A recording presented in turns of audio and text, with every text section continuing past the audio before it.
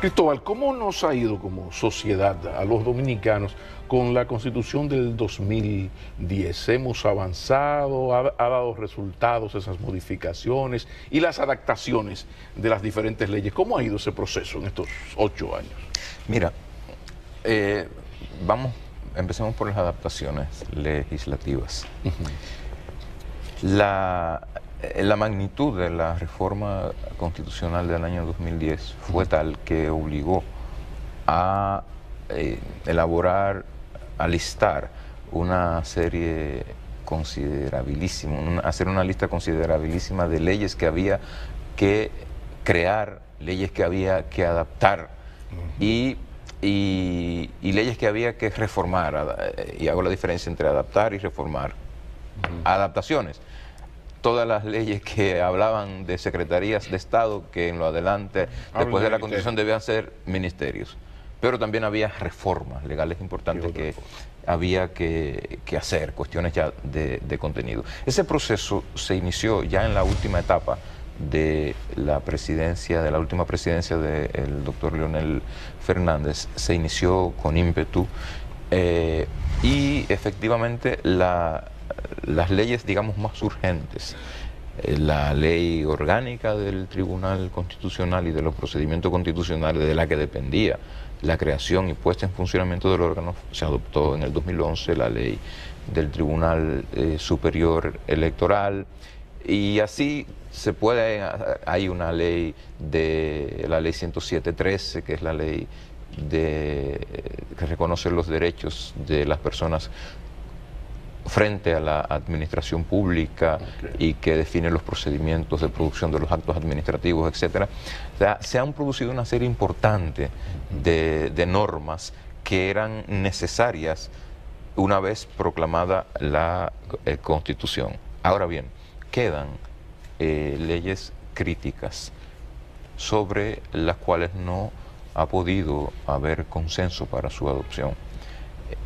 Están en primer lugar pendientes la ley electoral, una nueva ley electoral, una ley de partidos, que es un mandato de la nueva Constitución. Y ya teníamos 20 años en eso. Exactamente. Hay una ley que manda a elaborar el artículo 115 de la Constitución, que es una ley de control político y de fiscalización sobre la forma en que se ejecutan los recursos públicos por parte de las instituciones y de los incumbentes de las instituciones del Estado, para decirte tres, digamos, especialmente críticas y especialmente en sintonía con todos los temas que hoy se debaten, o con una buena parte de los temas críticos que hoy ocupan la atención pública nacional. ¿Qué tienen en común la ley electoral, la ley de partidos y la ley de control político y fiscalización? Que por su definición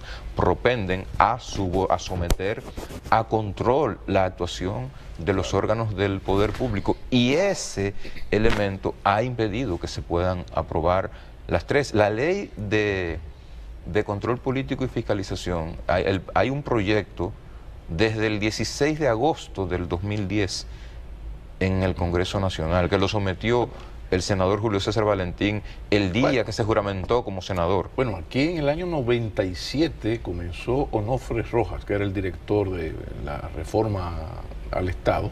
Se comenzó a hablar y a teorizar y a producir material sobre la necesidad de una ley de partidos. Dije 97, 98, 0 mata 0, estamos hablando 21 años. De 21 22 años. Tú podrías decir entonces, o podríamos decir, Cristóbal, que definitivamente la partidocracia reinante, estos partidos, los que están gobernando o co-gobernando, están decididamente negados a ser regulados, y que, eso lo pongo yo, al final habrá un mamotreto de ley de partidos que no va a servir para nada, salvo para que los PLDistas se desangren de manera fratricida por la cuestión esta de las primarias abiertas o cerradas.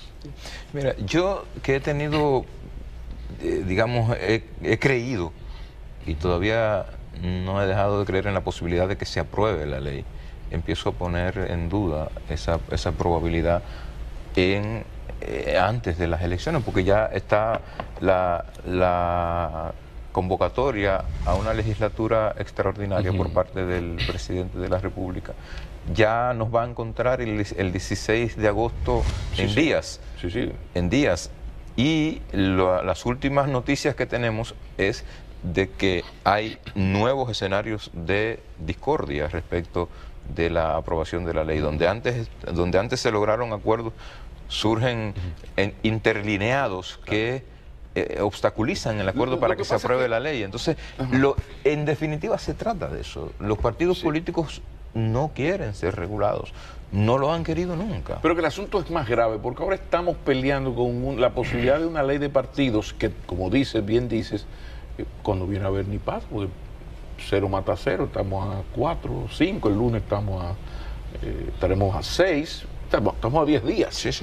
Pero ¿qué pasa? Que si hubiese un milagro, la Virgencita de la Altagracia, tú sabes cómo es, de amiga del pueblo dominicano, y fuera aprobada esa cosa que está ahí, eso no tiene que ver nada con el proyecto de la Junta Central Electoral, porque le quitaron las garras. Entonces es una ley que va a servir para poco, pero la partidocracia reinante, ni siquiera esa ley que va a servir para poco, quiere aprobar. Hay muchas deficiencias en los contenidos más importantes sobre los que ya hay acuerdo en las cámaras. Estamos hablando de los límites al gasto en la campaña. Se establece un límite que permite que un precandidato a la presidencia de la República pueda gastar como precandidato, no como candidato, como uno que quiere ser candidato, hasta 670 millones de pesos. Me estás dando la razón, la evidencia. Te pongo ese ejemplo, digamos, extremo. Eso es así. Sin embargo, es crítico que la ley se apruebe aún con ese déficit en términos de satisfacción de expectativas respecto de las posibilidades de disminuir el gasto. ¿Por qué? Porque si no aprobamos la ley, lo que va a suceder es que se van a activar las facultades reglamentarias de la Junta Central Electoral y no va a haber manera de que, y lo reformulo, va a ser, conociendo la índole de nuestros políticos, va a ser de un nivel de dificultad dramático la posibilidad de que cada decisión, de que cada normativa, de que cada regulación dispuesta por la Junta no pase por el tamiz de la discordia, de la contrariedad, de las impugnaciones, porque lo está haciendo un órgano que tiene limitaciones particulares en el ejercicio de sus facultades reglamentarias. Bueno. Entonces es importante que vengan de la ley los principales elementos regulatorios del proceso electoral, porque tú sabes que nosotros nos enfrentamos al más conflictivo y controversial proceso electoral en décadas, que es el que viene en el año 2020, por la cantidad de electores y por la situación en que encuentra el sistema de partidos. Sí, pero también no me dejes algo fundamental y que a mí personalmente me preocupa mucho, y es que algo que salvó las elecciones del 2016, su gran inequidad, lo que salvó todo esto fue el mucho a poco de los resultados.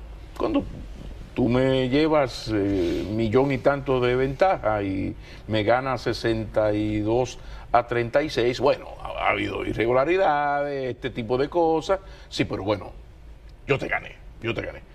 Todo parece indicar que en el 2020, si el partido gobernante se quedase en el poder, no va a ser mucho a poquito. Y si a eso le sumas la cultura nuestra de no saber perder. El dominicano, fíjate que aquí en el Club Naco puede haber un problema. En Acroarte se arma un revolú fácilmente si hay elecciones. O sea, hay una cultura de no saber perder. Incluso, como me explicó ahí mismo donde tú estás, Roberto Rosario, también lo de que si yo sé que voy a perder, un tiempo antes comienzo a entrarle al árbitro. ¿Para qué? Para que cuando yo pierda, tener una justificación ante la gente que me financió. Entonces, ¿cómo tú ves el escenario del 2020 después de todo lo conversado? Después de la pausa, por favor. los actores del sistema político se comportan con el mismo nivel de irracionalidad que se le critica a la gente pobre que vive en las orillas de los ríos y que nunca ha comprendido que no pueden vivir ahí, porque cuando vengan los huracanes, cuando vengan las tormentas, van a venir la crecida, el río va a reclamar el cauce por el que siempre corrió y se los va a llevar.